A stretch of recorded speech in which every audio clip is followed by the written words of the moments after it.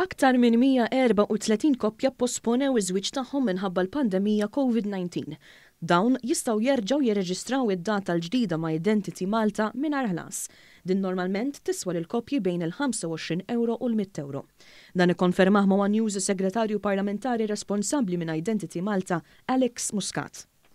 U allura rajna li dawk jistgħu jerġgħu jsiru mill-ġdid dawn it-tnidijiet imma bla ħlas. Ġifieri aħna rajna li nifrankaw għalmenu l-ispiża addizzjonali l dawn il-koppji qed ngħidu iktar minn 130 koppja li ser ikollhom imbagħad jerġgħu jagħmlu tnidijiet mill-ġdid.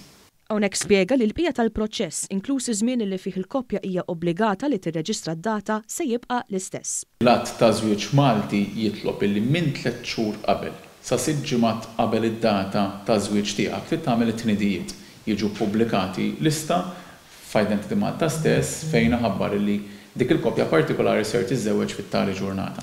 Dik il-proċedura titterġa' ssir bil-fors għax toħroġ mill-liġi.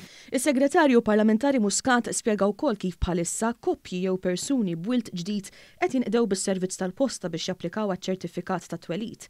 Iżda dan kollu se jinbidel fil-bidu tax-xahar id-dieħel. Mill-bidu ta' Mejju illi ġej, dan kollu se ser jibda jsir online. Jiġifieri dawk il-koppji kollha li tikollhom it-tfal bħalissa jistgħu jibdew japplikaw ċertifikat ta' twelid tat-tfal tagħhom online, il-proċess isir kompletament online. Il-koppji li jridu jirreġistraw id-data ta' żwieġ mill-ġdid jistgħu jikkuntattjaw lil Identity Malta fuq pubreġ.marriage@gov.mt.